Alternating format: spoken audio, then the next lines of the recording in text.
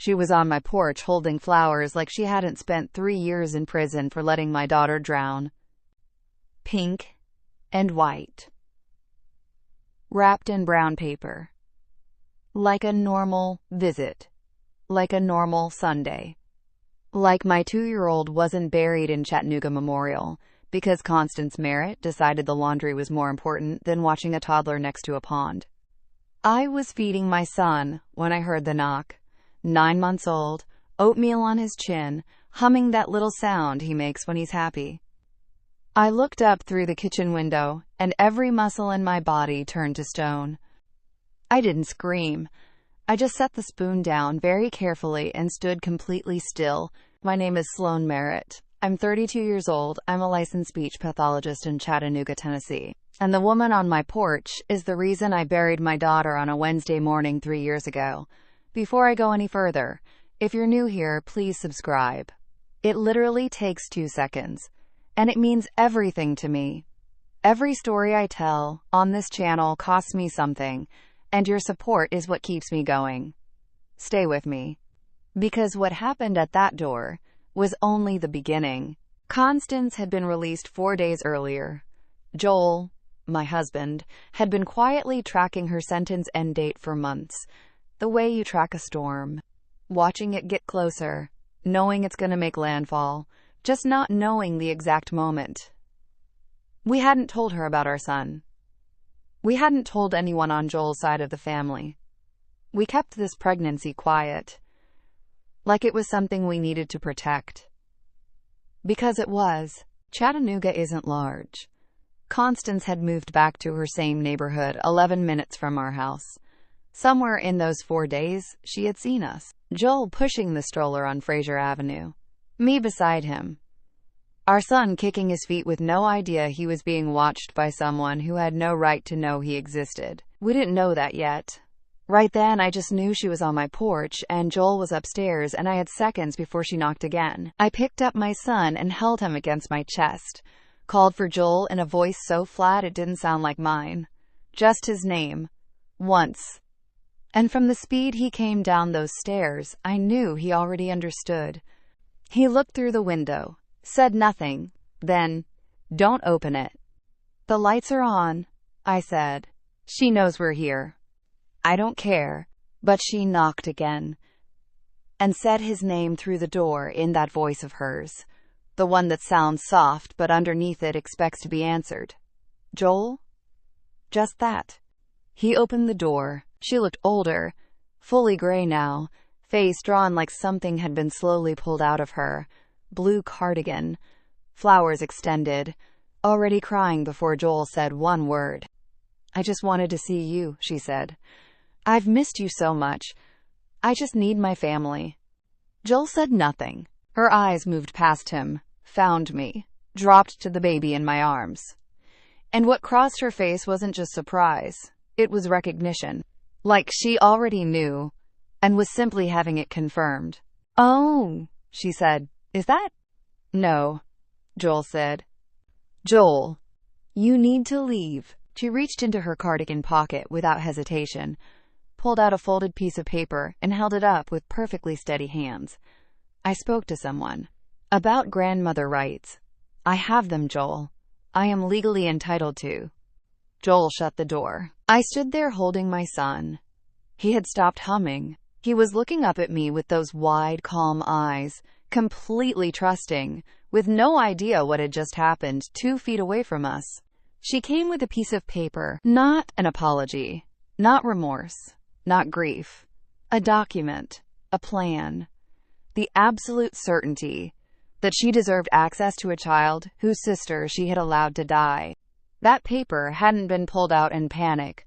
Her hands hadn't shaken once. She had done this within 4 days of walking out of prison.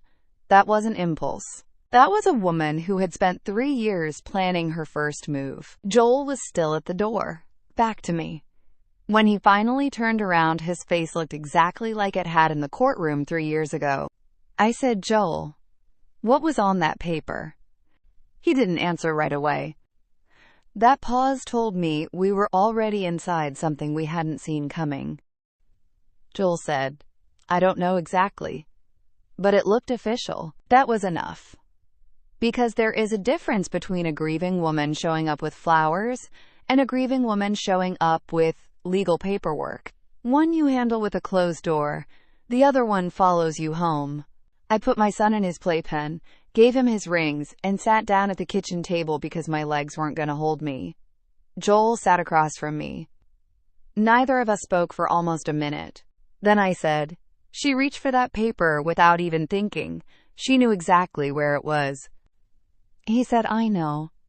I said, "That means she planned this before she ever knocked on our door." He rubbed his face. "Sloan, I know. Let me tell you what happened 3 years ago. Because without it, nothing that comes next makes sense. Our daughter was 2 years and 3 months old. July. Heavy Tennessee summer. Joel and I both had obligations. We couldn't move that week. I had a clinic evaluation series booked for months. Joel had a contractor emergency at a job site. We needed someone for 2 days. Just 2 days. Constance had watched her before. Small stretches. She had seemed careful. She was her grandmother. Constance had a property outside the city. A house with a large pond along the yard's edge. Our daughter loved water more than almost anything. Bath time was her favorite part of every day. She would splash and laugh and refuse to get out. We knew this. Constance knew this. We told her directly, "Keep her away from the pond." Those exact words. On the second afternoon, Constance took her outside to play, then remembered clothes in the dryer, and went inside. Left a 2-year-old alone next to a large body of water because she was thinking about laundry. She described it later as just a few minutes. By the time she came back out, our daughter was already gone. A neighbor heard the screaming. They got her out of the water and called an ambulance. It was already too late. I cannot describe what it is to be told your child is gone. There are no words that reach it. Your body does something it has never done, and you are never the same person afterward. Constance was charged with criminal negligence, sentenced to 3 years. Joel stood in that courtroom and told her she was no longer his mother. Dead to him. He never visited. Not once. Not a letter. Not a call. Our marriage nearly didn't make it. We fought in ways we never had. Said things we couldn't take back. I left for 4 months, flew to Portland, and stayed with a friend because I didn't know if anything was left. Joel got on a plane and came after me. We spent 2 weeks just talking, finding each other under all that wreckage. We made it, but we came back different. We will always be different. And now she was on our porch with paperwork. I called a family law attorney that evening. Her name was Diane Okafor, recommended by a colleague.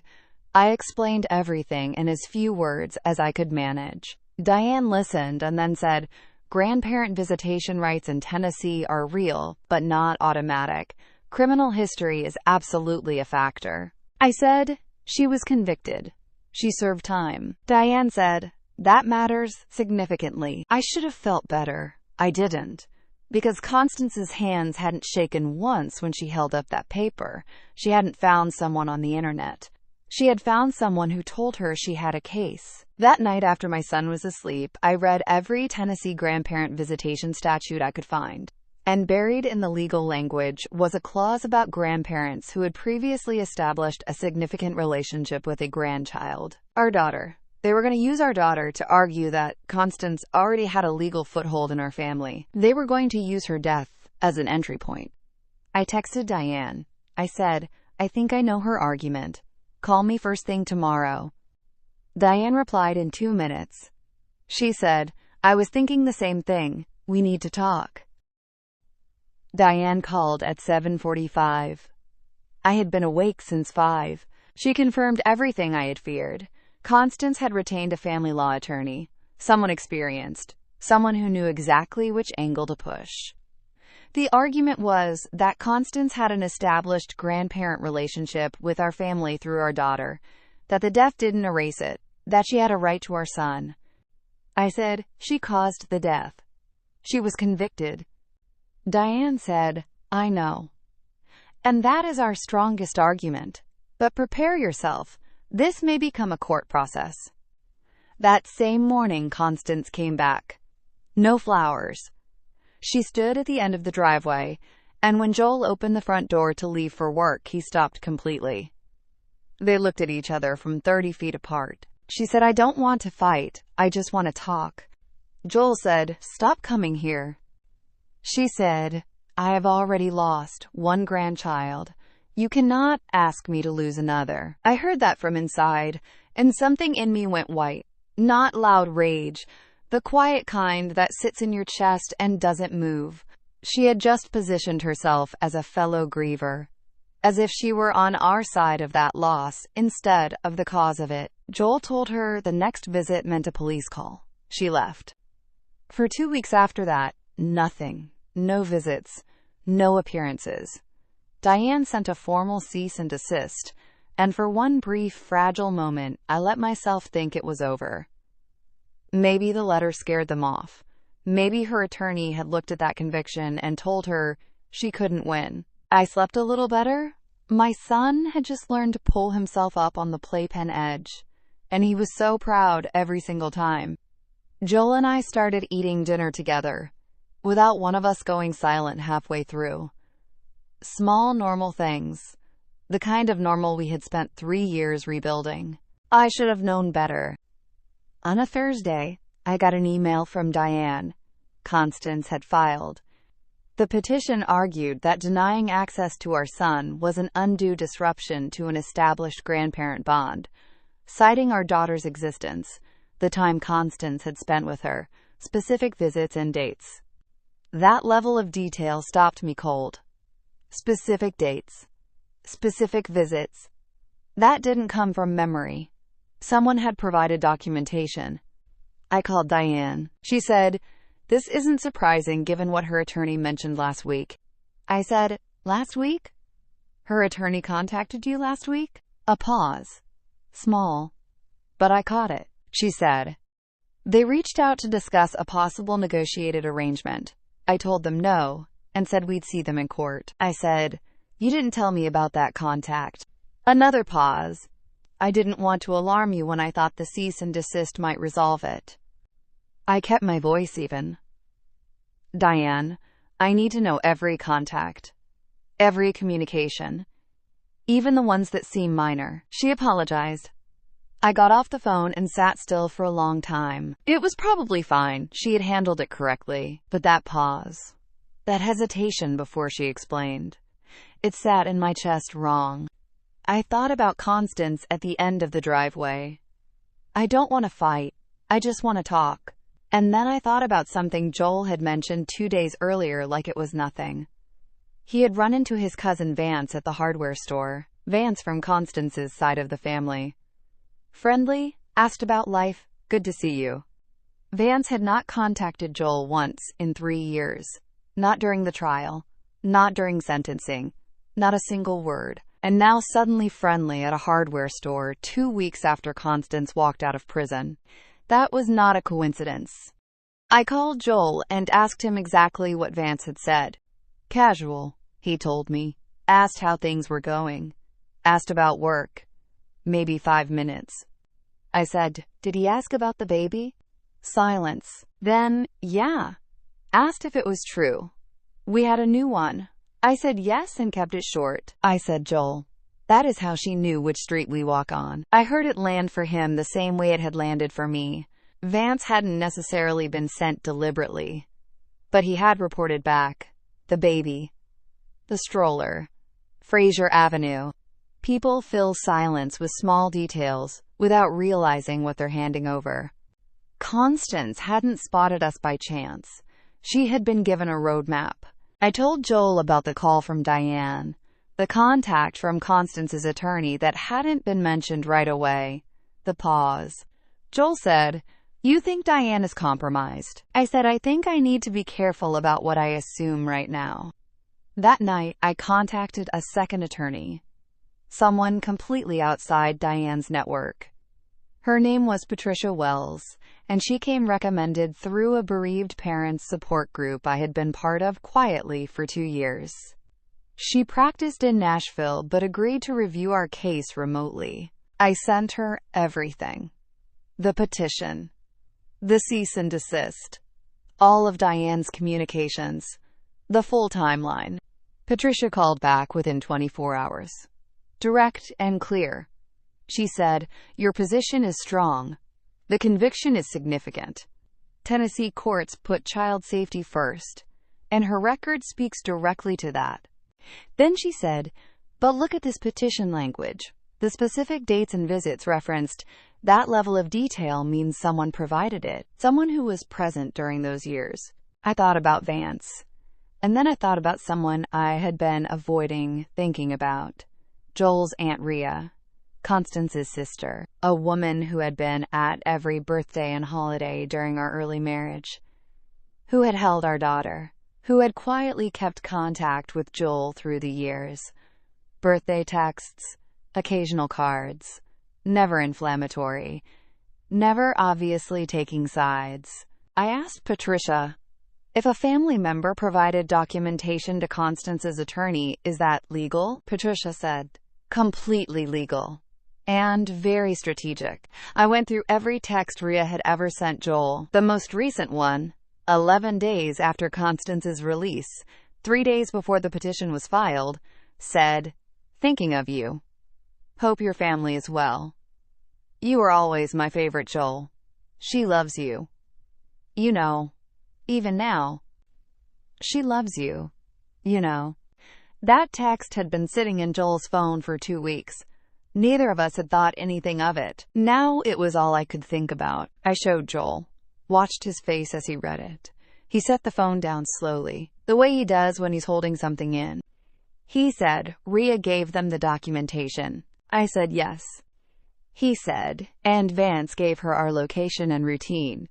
I said yes. He sat quietly for a long time. Then he said, "Sloan. She started building this before she got out. The attorney was already retained. The witnesses were already ready. Rhea was already preparing documentation. That doesn't happen in 4 days. The flowers, the brown paper, the steady hands holding that folded paper. She hadn't come to our door on impulse. She had arrived at the finish line of something she had been running from inside a prison cell. And we had 4 days until our first court date. Patricia Wells walked into that courtroom like she had already read the ending. I had spent 4 days documenting everything. Every visit to our home, the driveway appearance, the flowers, the doorbell camera footage I hadn't even known we had until I checked. Timestamps, dates, Constance, standing at our property line clear as day. Rhea's text message, the hardware store timeline, every record from the criminal case, the conviction, the sentencing, the judge's exact words. Patricia called me at 10 the night before and said, "This is exactly what we needed." The courtroom was small. Constance sat across from us with her attorney Gerald Pitts. Careful, practiced, the kind of person who had spent years making unreasonable things sound measured. She was wearing gray. No flowers. She looked smaller than she had on my porch. Patricia entered the criminal conviction into record first. Gerald objected, argued it was a different child, a different circumstance, that Constance had served her time. Judge Caldwell, mid-50s, reading glasses on a chain, looked at him for a long moment and overruled him without a word. Then Patricia entered the doorbell footage. Then the full timeline, release date, Vance's hardware store encounter, the contact from Gerald's office to Diane, Rhea's text, the petition filing date. Laid out in sequence, it was impossible to see as anything other than what it was. Coordinated. Planned. Executed through family members while Constance was still serving her sentence. Gerald tried to reframe it. A grieving grandmother. A family tragedy. A woman simply trying to reconnect. Patricia said quietly into that courtroom, "My client buried her 2-year-old daughter. The petitioner was convicted of criminal negligence in that child's death. Upon release, she immediately retained counsel, gathered documentation through family members, and filed for visitation rights to my client's infant son, all within 2 weeks of leaving prison. This court is being asked to believe this woman poses no safety risk to a 9-month-old child. We ask the court to look at the full picture. Judge Caldwell looked at the full picture. She denied the petition fully. She cited the conviction, the nature of the negligence, the coordinated post-release contact, and what she described as a demonstrated pattern of prioritizing the petitioner's own desires over the safety of the children involved. I wrote that last line down on my notepad. I needed it in my own handwriting. Gerald began talking about appeals. Judge Caldwell looked at him over her glasses and said he was free to pursue whatever remedies he felt were appropriate, but that absent a significant change in circumstances, she did not anticipate a different outcome. Constance didn't look at me when it was over. She walked out with Gerald, and I watched her go and felt something that wasn't quite triumph, something quieter, like the moment after a long storm when the air finally goes still, and you step outside and realize you are still standing, even with all the damage around you. Joel took my hand. Outside, he held me without saying anything. I thought about the moment she had reached into that cardigan pocket.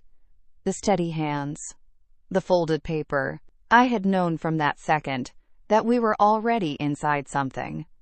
That the flowers were never about grief.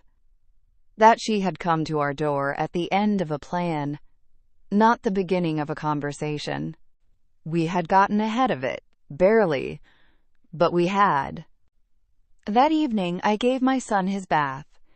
He splashed and laughed, the way he always does, kicking the water, completely safe, completely unaware of what had been fought for him that day. I sat on the edge of the tub and watched him and thought about his sister, about how much she had loved water, about how bath time had been her favorite part of every single day. He is going to know she existed. Joel and I decided that long ago he will know her name. He will know she was funny and stubborn, and that she loved water more than almost anything. And he will never, not once in his life, be left alone next to a pond. If this story moved something in you, please like it and share it with someone who needs to hear it. Leave a comment. I read every single one. And if you haven't subscribed yet, please do. Thank you for being here. Thank you for staying until the end.